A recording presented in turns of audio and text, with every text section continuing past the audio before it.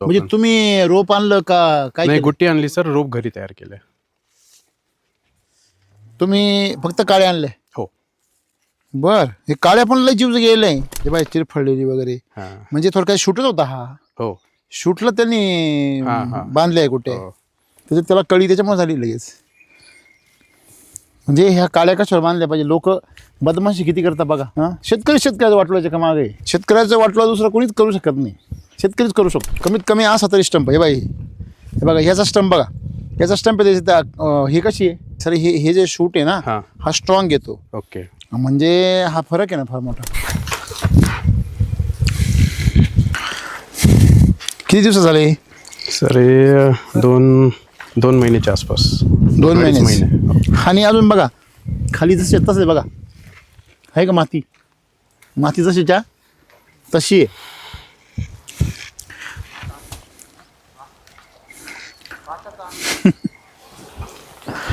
क्या बात आहे. या झाडाला काय केलंय? सर काहीच नाही सर. आपलं मागच्या विजिटमध्ये या झाडाचं तुम्ही तोडलं तर ना, तोच झाड जास्त जास्त पाला तोडला का? नाही, तणनाशकचा इफेक्ट जास्त झालेला. मी जे तुम्हाला बोललो होतो हा, त्याच्याबद्दल जास्त बोललो तुम्ही. या 2 झाडांवर तणनाशकाचा इफेक्ट जास्त इफेक्ट झाला इथं याकडे. हे झाडच बघा. आणि फळधारणा कशी आहे? गच्च एकदम. हे बघा, ह्याची पण बघा एकसारखी. आणि घरी खातो. नातेवाईकांना याचा हो, नातेवाईक आता स्वतःहून विचारता, अरे पपई येणार आहे का सर? मी त्यांना एक्सपेरिमेंट करायला लावलं. काय? नातेवाईकांना काय? बाहेरची आणा, हा आपली घ्या. बर, आपली थोडी आपण कच्ची देतो. बरोबर. पिकत घाला. बर, दोन्हींना पिकत घाला. बर. दोन्ही पिकत घातल्यानंतर जी बाहेरची जी पपई येते ना हा. सर, अशी नरम अशी होऊन जाते. हा, गजगज होती. हो, गजगज होऊन जाते. हा, याचा म्हणजे कडकपणा तसाच राहतो. हो. आणि जे कट करून आपण खातो ना, हा, तो पल्प होऊन जातो पूर्ण. बर. हा सॉफ्ट लागतो. हा सॉफ्ट लागतो आणि असं फायबर जाणवतात की आपण. काय गाजर बी लावलं काय शेजारी? हो सर, हे घरी. आणि परत ते लसूण केवढा आहे? हे वेदिकवरच आहे सर आपलं. हे लसूण. हो सर, हा जो प्लॉट आहे ना पूर्ण वेदिकचाच आहे. बर. हो. अच्छा. आणि हे पण याच्यावरच आहे. कृषी अमृतचा बेसल होता याला. बर. आणि नंतर याची ड्रेंचिंग करतो. म्हणजे तुम्ही रोप आणलं का काय केलं? गुट्टी आणली सर, रोप घरी तयार केले. तुम्ही फक्त काळे आणले? हो. बर. हे काळ्या पण लय जीव गेले. कोणतं सर? ही पण काळी पण बारीक आहे ना, तरी पण किती बारीक फुटली. किल्लस काळी म्हणतात त्याला एकदम. ओके. हे बाय, चिरफळलेली वगैरे. हा. म्हणजे थोडक्यात शूटच होता हा. हो. शूटला त्यांनी बांधले आहे कुठे. हो. म्हणजे एक सरासरी आपण स्टंप म्हणतो ना, हा. कुठे शक्यतो स्टंपवर बांधली पाहिजे. हे काळ्या किती बारीक आहे, त्याच्यात त्याला कळी त्याच्यामुळे झाली लगेच. म्हणजे ह्या काळ्या कशावर बांधल्या पाहिजे? लोक बदमाशी किती करतात बघा.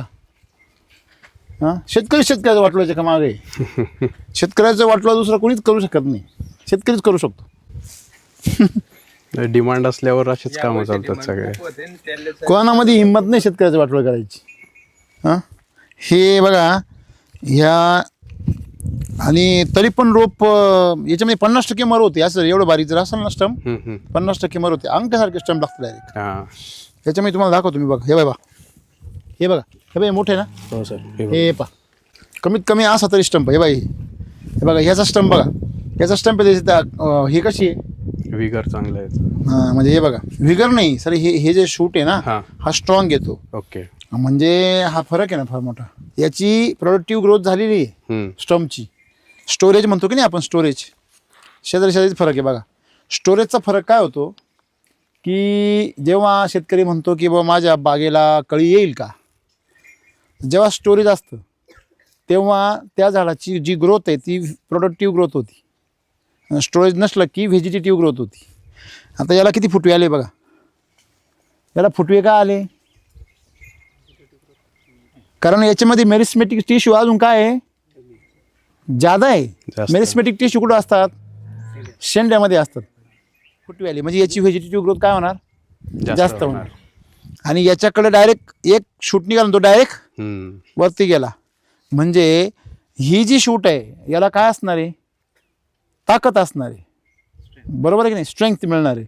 मग याला स्ट्रेंथ नाही मिळणार, हे लवकर वीक होणार. याला लगेच कळी बी आली बा. लगेच कळी आली म्हणजे यातलं स्टोरेज लगेच काय करणार? ते फेकून देणार. ही काडी आहे ना, ही पेन्सिल काडी आहे, बरोबर आहे. पेन्सिल काडी, स्टंप आणि ही रिफिल काडी, बरोबर आहे. रिफिल काडीला हा जो म्हणतो आपण रिफिल काडी मॅच्युअर्ड होऊन दिली का मग तिचं काय बनतो, पेन्सिल काडी बनते. पेन्सिल काडीला माल आला पाहिजे किंवा स्टंपला आला पाहिजे. असं जर काळी बारीक काडीला जर आला तर मग तो माल गळतो जास्त किंवा रोगाला बळी पडतो. आणि ही शेंड्याची बाजू आहे ना, आणि ही जी हा जो स्टंप असतो हा कुठं असतो, मागे असतो. ज्या अर्थी त्याने स्टंपला धरलेलं नाही माल किंवा जास्त त्याने हीच यालाच बांधलेली गुटी, त्या अर्थी त्याचं झाड लहान असणार आहे, जो कोणी असेल रोपावाला तो. म्हणजे इथं बसल्या बसल्या त्याचं काही पोस्टमॉर्टम करू शकतो की नाही आपण, फक्त ती काय पाहिजे तुमच्याकडे, दृष्टी पाहिजे.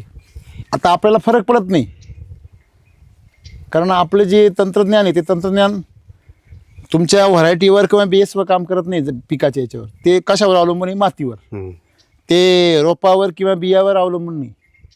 तसं पावसाळ्यामध्ये मर्क बी उतरतं, तसं SCT वैदिकमध्ये मर्क रोपसुद्धा पैलवान होऊन जातं. त्याच्यामुळे ती भीती आपल्याला नाही, म्हणून आपण काही पण लावायचं. तर तुम्ही याला काय टाकलं, बेसल डोस, कृषी अमृत आणि गांडूळ खत घेतला होता. तुम्ही इमानदारीने ही गुटी आहे ना, दुसरी कुणी जर नेली असत त्याला विचारा, केमिकल व ही गुटी भर म्हणावं तू. अच्छा. हां, त्याच्यामध्ये गांडूळ खत टाक, सारे दुनियाची ह्युमिक ॲसिड वत सगळं करतो, आणि हे आम्हाला काय करून दाखव, अशी ग्रोथ करून दाखव. किती दिवस झाले सर? हे 2 महिनेच झाले. 2 महिन्यामध्ये एवढे छान झाले. हो. आणि एकसारखे बघा एकदम. हो.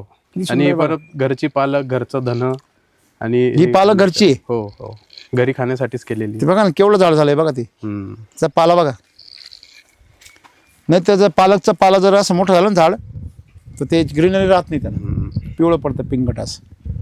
गुड. आणि हे रोप लावलेलं आहे कांद्याचं. अच्छा. 10 दिवसात येईल लागवडीला. अच्छा. डाळिंबातच लावायचं आपल्याला. बर. हो. छान. किती दिवस झाले सर? हे 2 महिन्याच्या आसपास. 2 महिने. म्हणजे याची ग्रीनरी जी आहे किती जबरदस्त आहे बघा ना. याची भाजी सुद्धा खाऊ शकतो आहे ना. आणि अजून बघा खाली जसे तसे बघा आहे का, माती जशीच्या तशी आहे.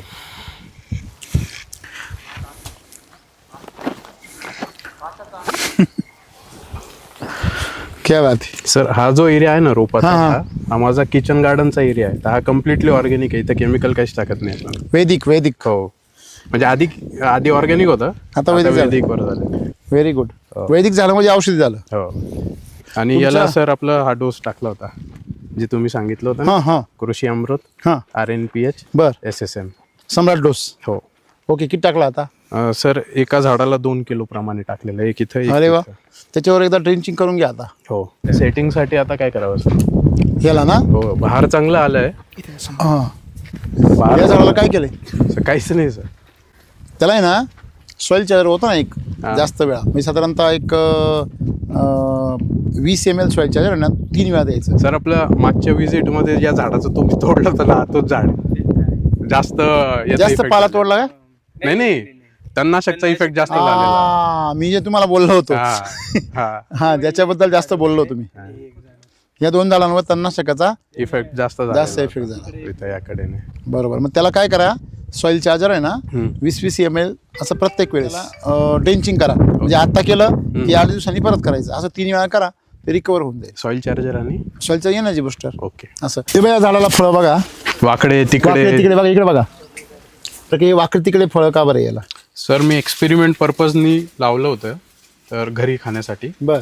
तर याला आपण दुसरं काहीच टाकलेलं नाही, बर, डायरेक्ट लावून As दिलेलं it is आहे. हो. आणि जी केळीवर ट्रीटमेंट केलेली हा. आहे ती सगळी पपईवर पण ट्रीटमेंट घ्यायचो मी, परंतु ती दुसऱ्या हा झाड सोडून. याला कंट्रोल ठेवला तुम्ही. हो. कंट्रोल ठेवल्यामुळे याला एकसारखी फळधारणा झाली नाही याला.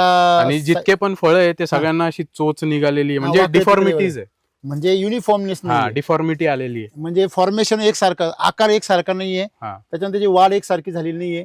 आता आपण हेच जे पुढचे झाड आहे हो त्यांना बघूया. या हे झाड बघा, युनिफॉर्मनेस. या झाडाचं खोडपंपा, त्याचं खोडपंपा, याला एकसारखंपणा रेषा आहे आणि एकदम प्लेन आहे.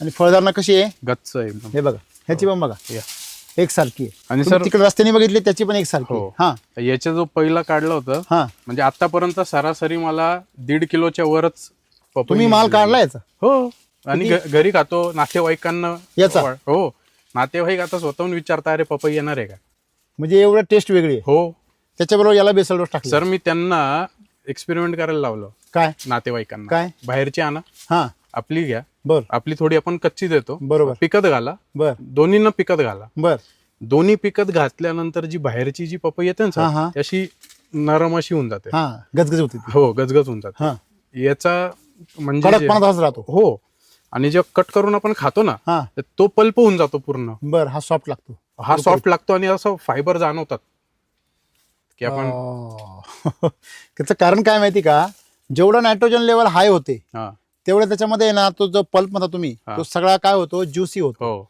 आणि जेवढा तुम्ही एसिडी वैदिकचा वापर म्हणजे कार्बनचा वापर वाढतो हा. तेवढा ते म्हणजे फायबर डेव्हलप होतो. म्हणजे फायबरिस जे फूड आहे ती खरं फायबरमुळे त्याची किपिंग क्वालिटी काय होते वाढते. हम्म. मतलब फायबर वाढण्यासाठी त्याला कार्बनची काय आहे गरज आहे. जसं मायक्रोरायझा एक फायबर आहे. मायक्रोरायझा काय आहे? एक फायबर फायबरस बुरशी आहे. मग ती फायबरस बुरशी जशी जेवढी वाढेल तेवढं तुमची पपईमध्ये काय वाढेल, त्या फळामध्ये काय वाढेल, फायबर वाढेल. म्हणून कुठल्याही फळबागांसाठी जमिनीमध्ये मायक्रोरायझा फार महत्वाचा आहे, कारण त्याच्यामुळे त्याच्या झाडामध्ये काय वाढत असतो, फायबर वाढत असतो. हो अरे नॅचरल डाल पाक जे म्हणतात आहा! ना, झाडावरच पिकलेली. पाड पाड आहे पाड. हो. आपण कापून खाऊ सगळे. हा चालेल ना. ओके हे एक काढा. चला आज आमचा सत्कार करा येणे. आहे ना सर अजून आहे. चला काढतो. हे काय वजन असेल हे पपईचं का हो? सर 3 किलो प्लस आहे. सुरुवातीला लोक- त्या झाडांचे पण 3 किलो लोक प्लस पपया लावता, ते पपया लावून सुद्धा अशा पपया येत नाही. लावून इथे फक्त काय केलंय, फक्त बेसल डोस आहे सर. हा बेसल डोस टाकलाय आणि आणि तो बी soil आता charger. शेजारी आहे बुवा, चला हाय लावलाय म्हणून घरी खायला. हा हे बघा झाड कसं हालतंय बघा. नाही बघा ना तुम्ही तो लोड किती खतरनाक आहे.